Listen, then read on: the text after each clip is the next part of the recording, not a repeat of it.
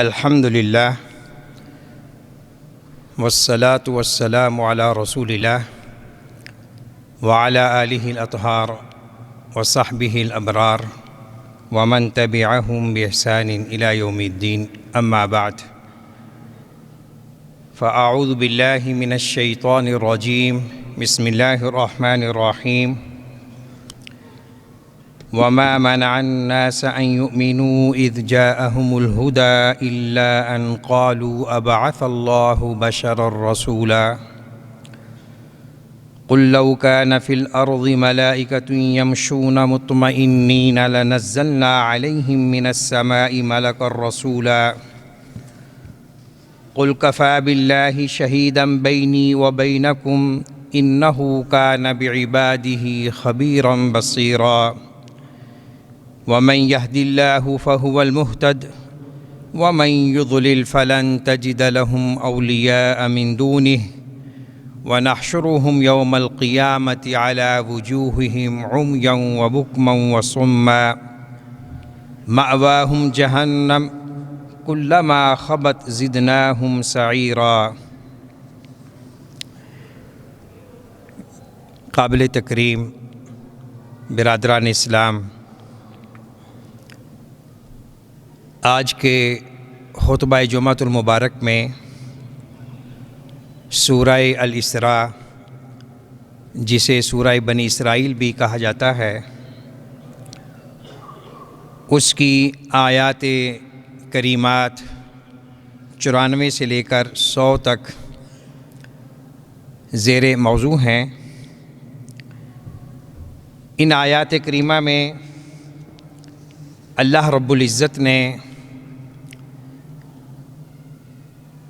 حق اور قبول حق میں ایک اہم رکاوٹ، ہدایت، ضلالت اور بعض منکرین حق کے اعتراضات کا جواب عطا کیا ہے، اور ایک آیت کریمہ میں انسان کی ایک ایسی صفت کا ذکر کیا ہے جو اس کی جبلت میں فطرتاً ودیت کی گئی ہے۔ تو آئیے ان آیات کریمات کو سمجھیں۔ پہلی آیت وما منع الناس ان يؤمنوا اذ جاءهم الهدى الا ان قالوا ابعث الله بشرا رسولا، کہ جب ان لوگوں کے پاس ہدایت آ گئی، یعنی اہل مکہ،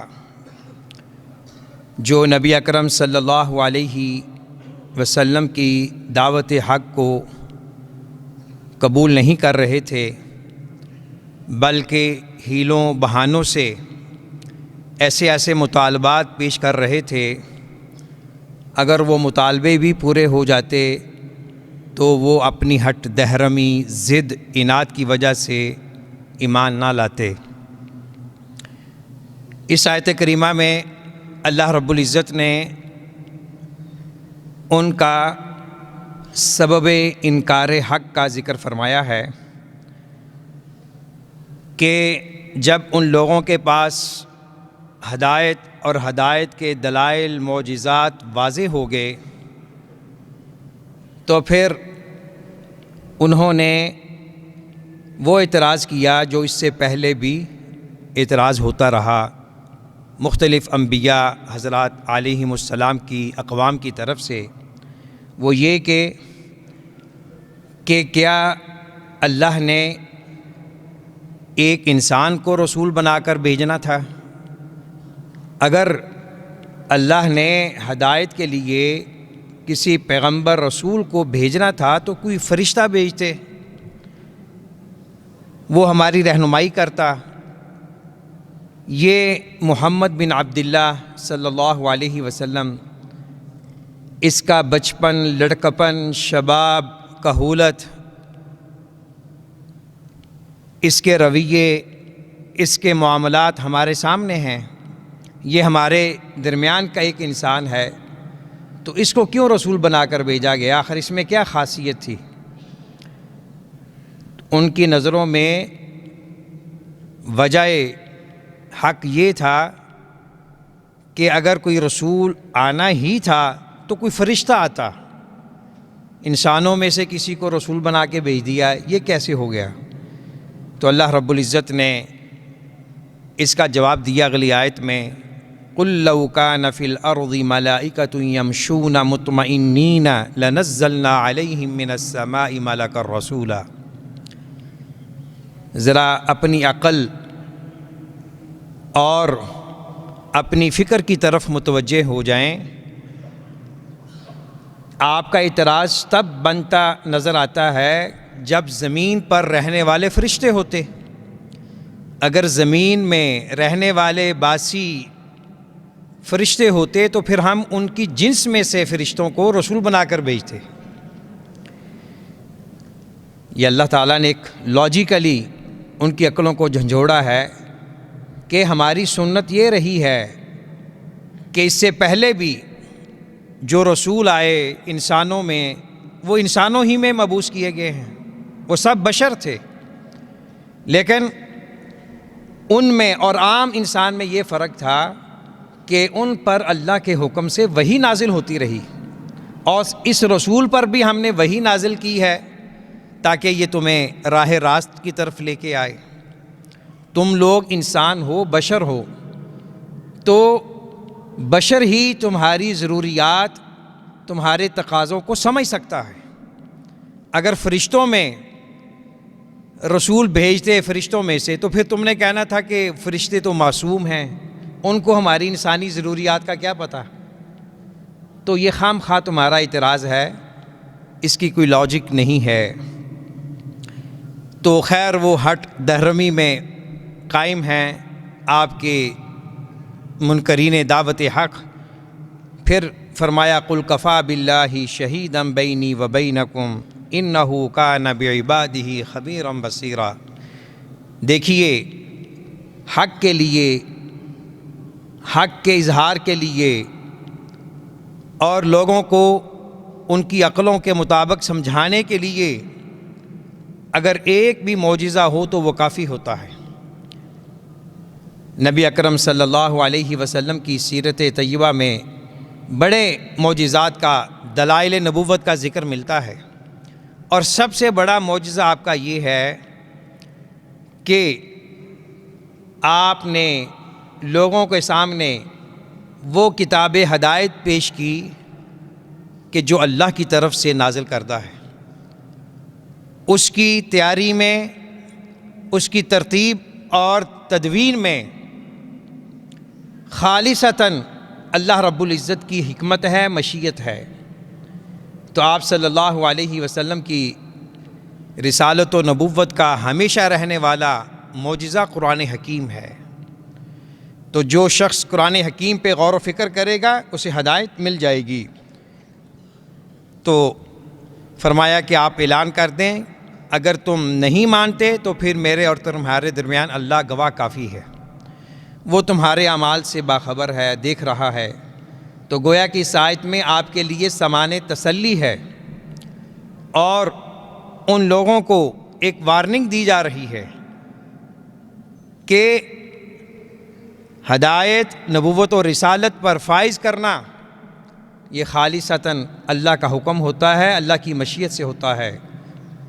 وَمَن يَهْدِ اللَّهُ فَهُوَ الْمُهْتَدِ وَمَن يُضْلِلْ فَلَن تَجِدَ لَهُمْ أَوْلِيَاءَ مِن دُونِهِ وَنَحْشُرُهُمْ يَوْمَ الْقِيَامَةِ عَلَى وُجُوهِهِمْ عُمْيًا وَبُكْمًا وَصُمًّا مَأْوَاهُمْ جَهَنَّمُ كُلَّمَا خَبَتْ زِدْنَاهُمْ سَعِيرًا۔ جسے اللہ ہدایت دے وہی ہدایت یافتہ ہے، اور جسے اللہ گمراہ کر دے تو پھر آپ ان گمراہوں کے لیے کوئی مددگار نہیں پائیں گے، اور ان گمراہوں کو ہم قیامت کے دن ان کے چہروں کے بل، ان کے سروں کے بل اٹھائیں گے، اندھے، گونگے اور بہرے۔ اعمیٰ، عمیہ اس کی جمع ہے، بکما ابکم کی جمع ہے، صما اصم کی جمع ہے۔ مأواہم جہنم کلما خبت زدناہم سعیرا۔ ان کا ٹھکانہ جہنم ہوگا، اور جب وہ جہنم ہلکی پڑے گی، اس کی آگ بجھنے لگے گی، ہم اس کو دوبارہ تیزی میں لے آئیں گے۔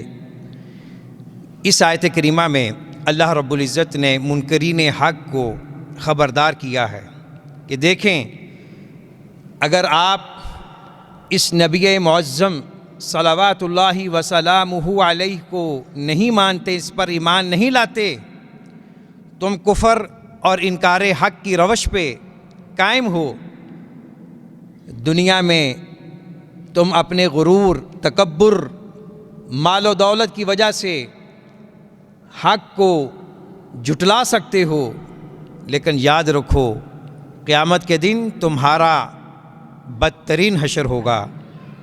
اور کیا حشر ہوگا؟ اللہ فرماتے ہیں کہ اللہ تعالیٰ ان کے چہروں کے بل اوندے منہ انہیں چلائیں گے اور جہنم میں پھینک دیں گے، الیاذ باللہ۔ حدیث میں اس کی ایک تفسیر ہے۔ حضرت انس رضی اللہ تعالی عنہ فرماتے ہیں کہ رسول اللہ صلی اللہ علیہ وسلم نے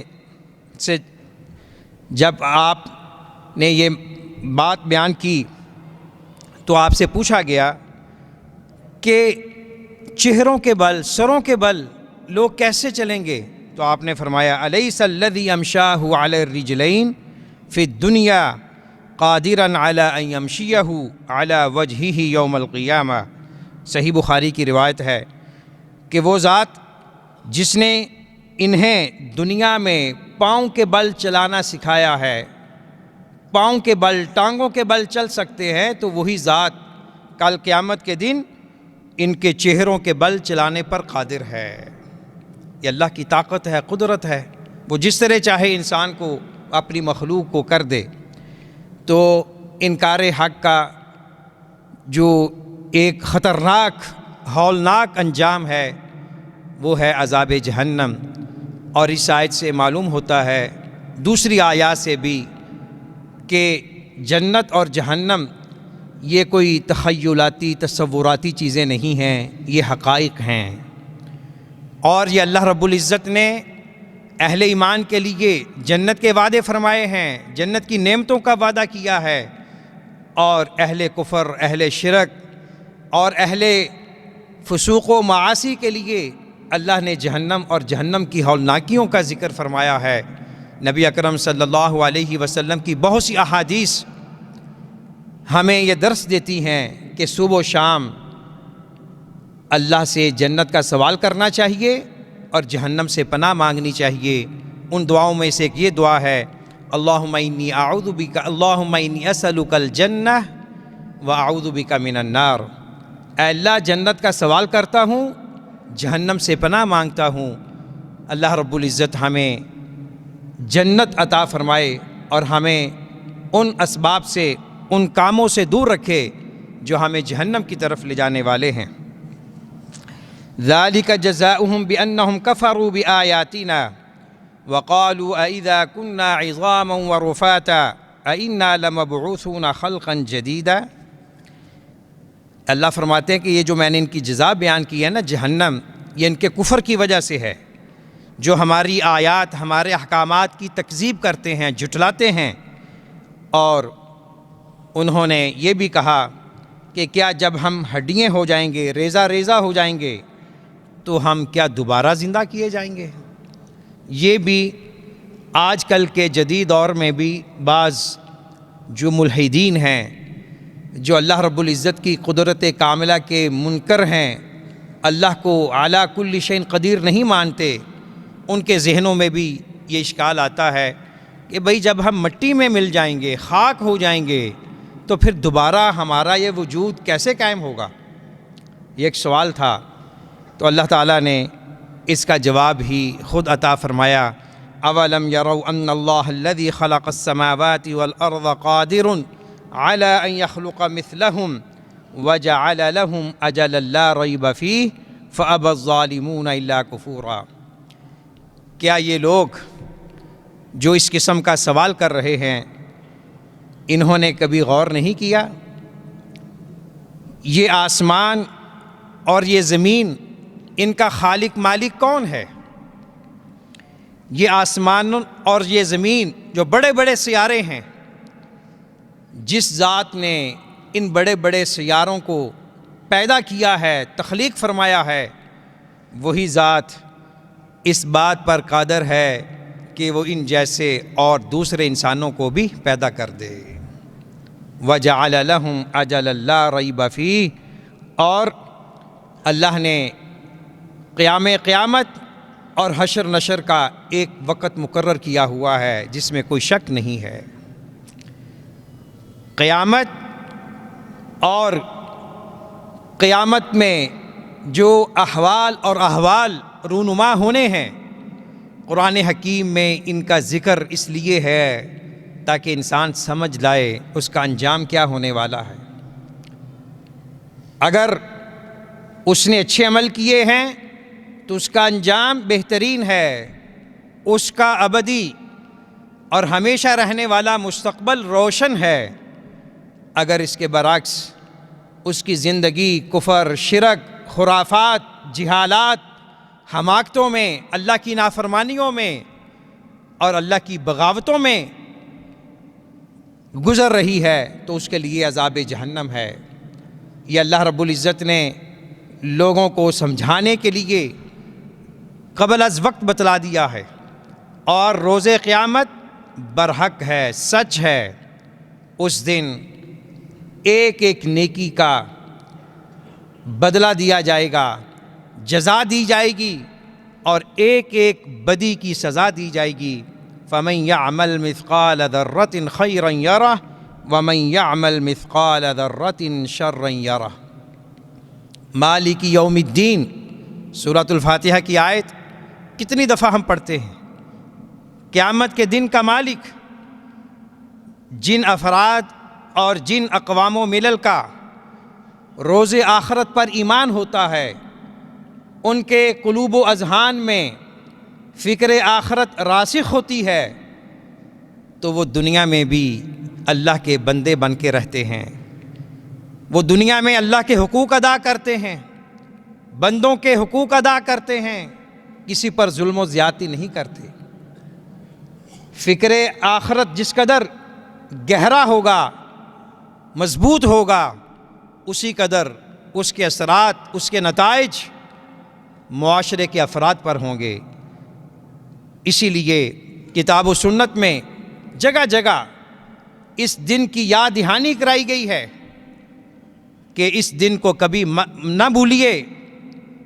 یہ وہ دن ہے کہ اللہ کے دربار میں اول انسان سے لے کر آخر انسان تک سب کی پیشی ہوگی، اور اللہ تعالیٰ اپنے وعدوں کے مطابق عدل انصاف کے ساتھ لوگوں میں فیصلہ فرمائیں گے۔ قُل لَّوْ أَنتُمْ تَمْلِكُونَ خَزَائِنَ رَحْمَةِ رَبِّي إِذًا لَّأَمْسَكْتُمْ خَشْيَةَ الْإِنفَاقِ وَكَانَ الْإِنسَانُ قَتُورًا۔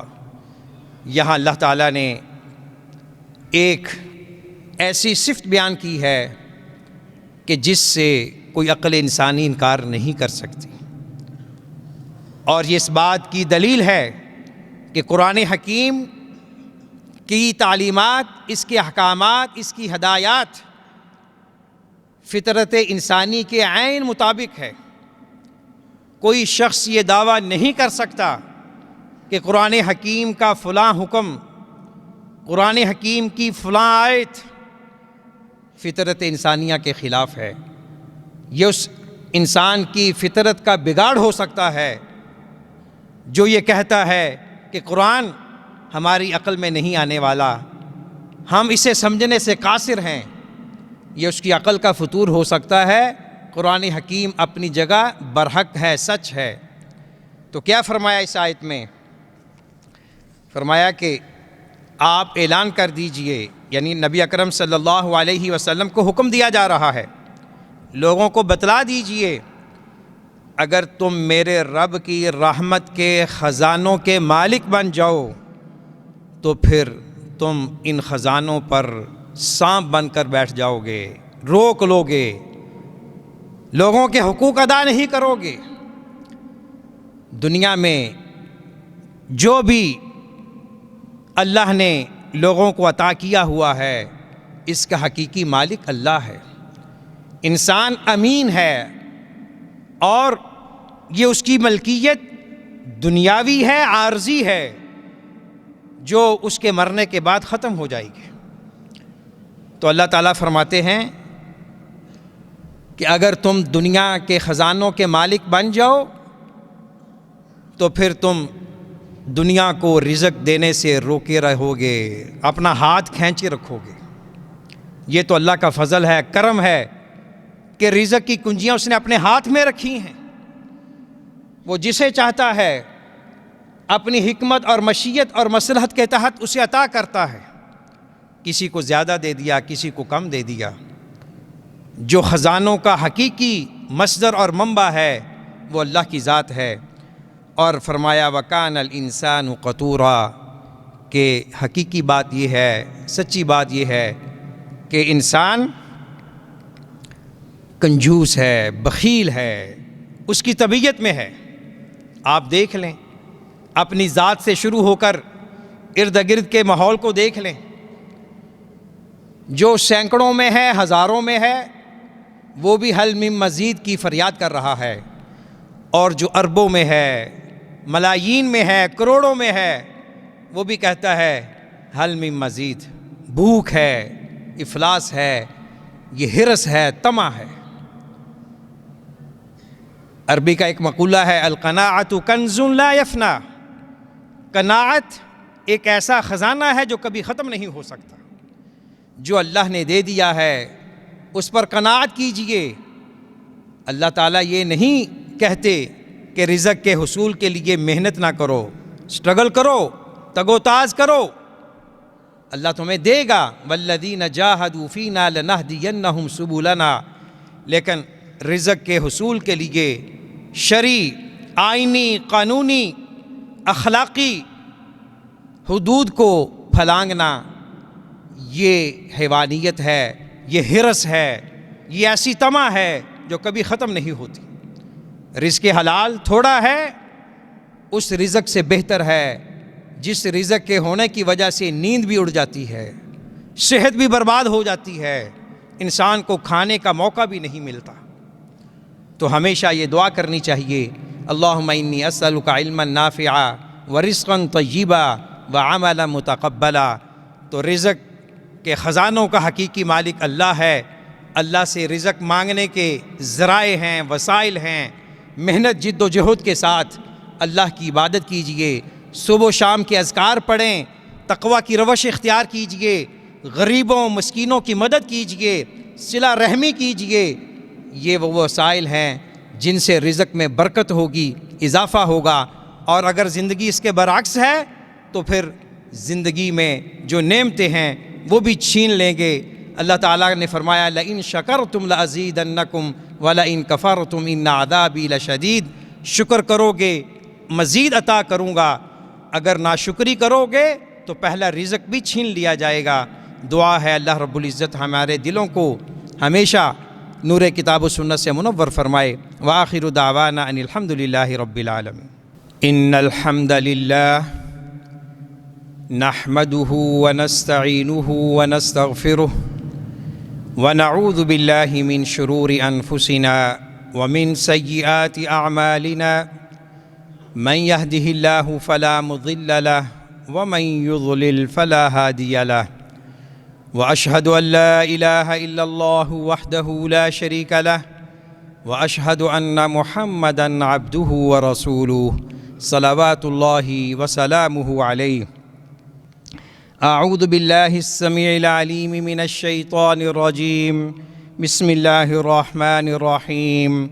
وما منع الناس أن يؤمنوا إذ جاءهم الهدى إلا أن قالوا أبعث الله بشرا رسولا، قل لو كان في الأرض ملائكة يمشون مطمئنين لنزلنا عليهم من السماء ملكا رسولا۔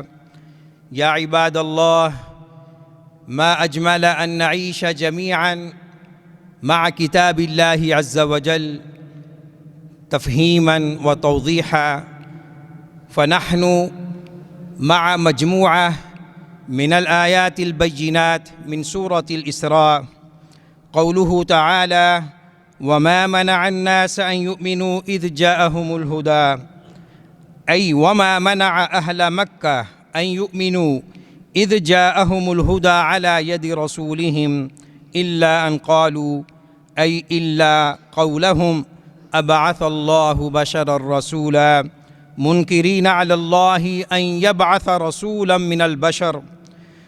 وقوله عز وجل: قل لو كان في الأرض ملائكة يمشون مطمئنين لنزلنا عليهم من السماء ملكا رسولا، أي قل يا رسولنا محمد صلى الله عليه وسلم لهؤلاء المنكرين أن يكون الرسول بشرا المتعجبين من ذلك، قل لهم لو كان في الأرض ملائكة يمشون مطمئنين ساكنين في الأرض لا يغادرونها لنزلنا عليهم من السماء ملكا رسولا يهديهم بأمرنا ويعلمهم ما يطلب منهم فعله بإذننا، لأنهم يفهمون عنه لرابطة الجنس بينهم والتفاهم الذي يتم لهم، ولذا بعثنا إليكم رسولا من جنسكم تفهمون ما يقول لكم يقدر على إفهامكم والبيان لكم، فكيف إذا تنكرون الرسالة للبشر وهي أمر لا بد منه؟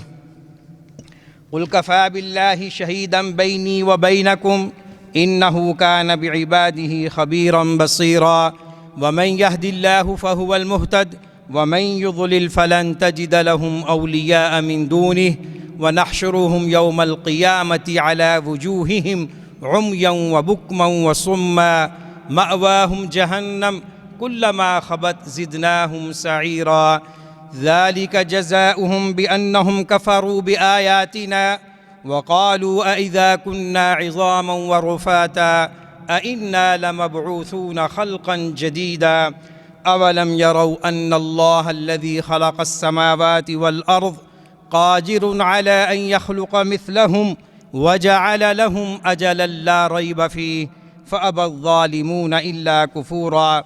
ومن هدي هذه الآيات الكريمات عظم شهادة الله تعالى ووجوب الاكتفاء بها، الهداية والإضلال بيد الله، فيجب طلب الهداية منه والاستعاذة به من الضلال، فضاعة عذاب يوم القيامة إذ يحشر الظالمون يمشون على وجوههم كالحيات وهم صم بكم عمي، والعياذ بالله تعالى من حال أهل النار.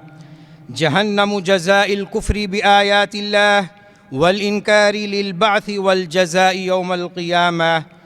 دليل البعث عقلي كما هو نقلي، فالقادر على البدء قادر عقلا على الإعادة، بل الإعادة عقلا أهون من البدء للخلق من لا شيء. عباد الله، بارك الله لي ولكم في القرآن العظيم ونفعني بما فيه من الآيات والذكر الحكيم.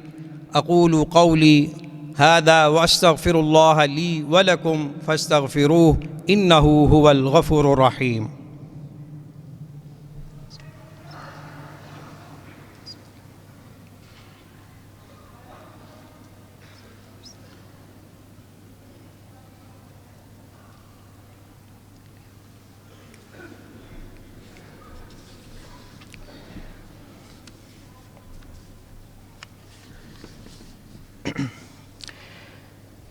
الحمد لله الذي فاضل بين خلقه وفضل بعض الشهور ومايز بينها في الفضائل في الأزمنة والعصور، تفضلا منه على خلقه ليزدادوا ويرغبوا في تحصيل الثواب والأجور. أحمده سبحانه وتعالى عظم الأشهر الحرم وجعل منها شهر رجب وفخم قدره في الأعصر الأول، فتعظيمه بامتثال الأوامر أمر قد وجب. أحمد الله عز وجل ولن يحصي أحد حمده ولو دأب، وأشكره ولن يستقصي أحد شكر نعمه ولو عدها وحسب. وأشهد أن لا إله إلا الله وحده لا شريك له شهادة أستمسك بها لبغتات الأهوال وسطوات الكرب. وأشهد أن محمدًا عبده ورسوله النبي المبعوث لسائر العجم والعرب. اللهم صل على محمد وعلى آله وصحبه ما طلع نجم وما غرب. عباد الله اتقوا الله لتسلكوا بالنجاح على نور الدرب. أيها المستمعون الكرام، كم سوفتم بالتوبة إلى رجب فها هو قد حل بكم وارتكب. أنسيتم بغتة الأجل أم لم تخشوا سوء المنقلب. فما أسوأ حال عبد دعاه مولاه لقربه فما اقترب. وما أجهل عبدا ناداه سيده لحضرته فأبى إلا الهرب.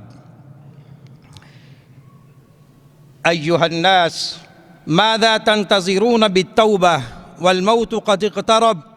فبادروا قبل هجوم الموت بكم فكأنكم به للأرواح قد قبض وللمساكن قد أخرب وللحبيب قد سلب. وتمسكوا بتقوى الله جهدكم في أمور الدنيا والآخرة، فهي لأمور الدنيا والآخرة أقوى سبب. وانتهوا عن معاصي الله فإنها بئس والله ما اقتناه العبد واكتسب. واحذروا مجالسة أخدان السوء فإنهم أعدى من الجرب. إخواني، كيف تعظمون الله وأنتم لأمره عاسون؟ أم كيف تمجدون الله وأنتم عن ذكره لاهون؟ أم كيف تقصدون الله في حوائجكم وأنتم على الأسباب معتمدون؟ أين ثمرة إيمانكم أيها المؤمنون؟ إنما المؤمنون الذين إذا ذكر الله وجلت قلوبهم وإذا تليت عليهم آياته زادتهم إيمانا وعلى ربهم يتوكلون.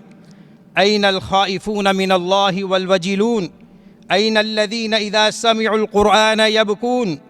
لقد خربت البواطن وما أنتم لغير الظواهر عامرون. وتعاظمت ذنوب وأنتم لعظمائها مستصغرون.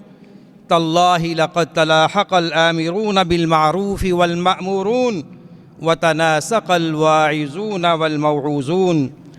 ننسى فواضح عيوبنا ونحن للناس عائبون، ونحضر مجالس الذكر ونحن بقلوبنا غائبون، ونأمر بالطاعة ونحن عنها قاعدون، وننهى عن الإضاعة ونحن والله مضيعون. فلا حول ولا قوة إلا بالله. فوا غوثاه من زمان موقظه نائم ومرشده هائم وأبناؤه ميتون. يا أموات القلوب متى تبعثون؟ يا نيام الأحلام متى تتيقظون؟ عباد الله، استدركوا ما مضى من الأيام، والكيس من دان نفسه وعمل لما بعد الموت. جعلنا الله وإياكم من المستعدين لليوم الذي لا ريب فيه، وختم لنا ولكم على الشهادة والعمل الذي يحبه ويرضاه. اللهم إنا نسألك بأسمائك الحسنى وصفاتك العلى. اللهم إنا نسألك الهدى والتقى والعفاف والغنى. اللهم ارزقنا التوبة النصوح قبل الموت، وحسن الخاتمة عند الموت، والراحة والجنة بعد الموت. اللهم أعز الإسلام والمسلمين ودمر أعداءك أعداء الدين وأذل الشرك والمشركين. اللهم إنا نسألك الهدى والتقى والعفاف والغنى. اللهم آتنا نفوسنا تقواها وزكها أنت خير من زكاها، أنت وليها ومولاها. اللهم اسقنا، اللهم اسقنا، اللهم اسق عبادك وبهائمك وانشر رحمتك وأحيي بلدك الميت. اللهم إنا نعوذ بك من البرص والجنون والجذام ومن سيء الأسقام. اللهم ارفع عنا البلاء والوباء والربا والزنا والغلا والزلازل والفتن ما ظهر منها وما بطن. اللهم اشفنا بشفائك وداونا بدوائك. اللهم اشفنا واشف مرضانا ومرضى المسلمين. اللهم اذهب البأس رب الناس واشف أنت الشافي لا شفاء إلا شفاؤك شفاء لا يغادر سقما. ربنا اغفر لنا ولإخواننا الذين سبقونا بالإيمان ولا تجعل في قلوبنا غلا للذين آمنوا ربنا إنك رؤوف رحيم. يا حي يا قيوم برحمتك نستغيث. اللهم أصلح لنا ديننا الذي هو عصمة أمرنا، وأصلح لنا دنياي التي فيها معاشنا، وأصلح لنا آخرتنا التي فيها معادنا. اللهم ربنا آتنا في الدنيا حسنة وفي الآخرة حسنة وقنا عذاب النار وقنا عذاب القبر وقنا عذاب الحشر وقنا عذاب الميزان. اللهم انصر المسلمين المستضعفين في كل مكان. اللهم انصرهم في كشمير وفي فلسطين وفي كل مكان. اللهم استر عوراتهم وآمن روعاتهم. اللهم احفظهم بالإسلام قائمين. اللهم احفظهم بالإسلام قاعدين. اللهم احفظهم بالإسلام راقدين. اللهم اجعلنا هداة مهتدين غير الضالين ولا مضلين. اللهم اهدنا واهد بنا. اللهم اهدنا واهد بنا. اللهم إنا نسألك الجنة وما قرب إليها من قول أو عمل، ونعوذ بك من النار وما قرب إليها من قول أو عمل.